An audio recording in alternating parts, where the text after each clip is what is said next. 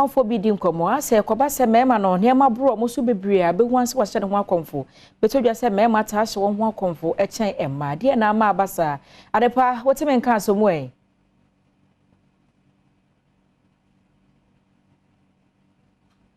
Adom Trotro ya ba bepie mu e wo Tesanol Silicon House hono enene ya ba asema ye bi se nyina ene se emema bebre na no fa emudu a emu nson no e ya na omakasa e committee suit e be ka se be makasa jomo nkwa e de efi omo nsem na ne ye bi sa se adenti ene ma mmema no omo eye sa me hya se e de efi me nsa bekum so eja adenti na mmema no e omo committee suit side me da se ye frame ojefo papa ayensem bebre ebi se nipa nankasa e bia nitinu mu kakraka no eno ye 1 eni to me so ye hot 1 eno wo ho ena 2 e bia na akomasa ye bi for do asem eno so wo ho ana se sikasem pressure wo hwe pressure wo krom sisi a boys ni bia no muntumi o ti ase especially no wo hwe generation no de bia me kasa asem we me say omo ye wo mo 90s late 90s ne ba no ayo muntumi pressure o ti ase omo ni abo change omo ntumi pressure but omo ye wo mo 70 say ba no ekọ no omo do mo abo kire into pressure ne ba omo said omo containing no into ye no ma bebre obi ha na oba bi ehwo no ontumi obenu maduro no ebi ejuma mi apam no bibi kakra ontumi obeku no ho obi wa enim guase so deka ana police aba ontumi obeku no ho o ti ase ebi wo so a ebusuya pono efo no ani suban bi ho esan so obenyanyansa de atenetene no ho no ontumi nti obetumi ku no ho de me ka wo ti ase eye no ma bebre koso a na saint no eno no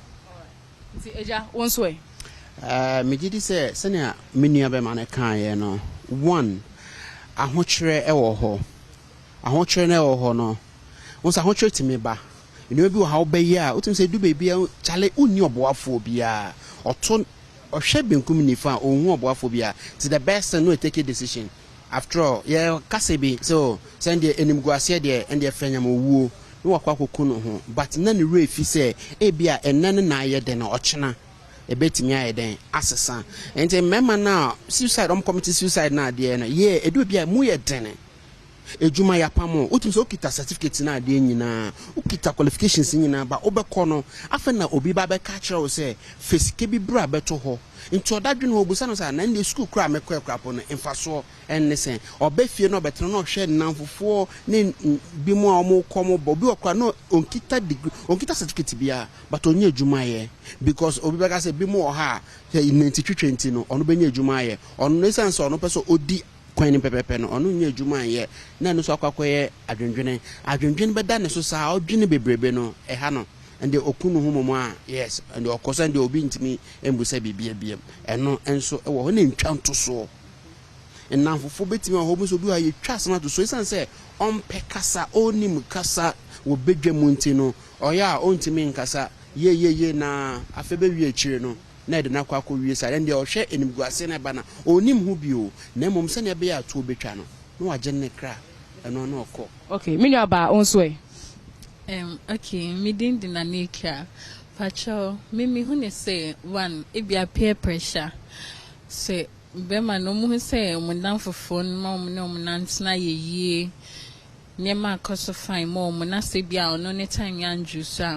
Open yamano, sanyana down for ne de ne kono, international, obe India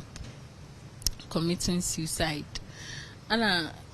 drugs na imbeman dodo na fano so count say cocaine marijuana ne other drugs no ebi mo fa mo feel high imsi so jina ban so cramp na say wafa we now or feel it to say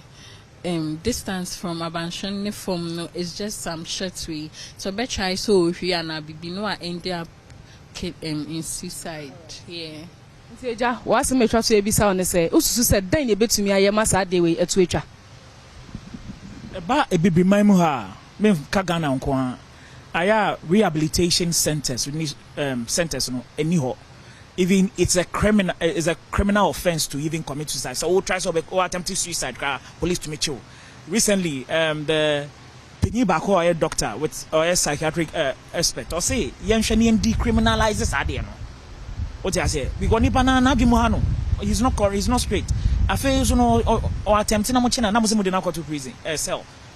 too much. It's some of the measures in NSA you benya resource centers, rehabilitation centers enough. Said be an nkofo san ye council omo oni omo kasa ye kasa na society atwe omo ba on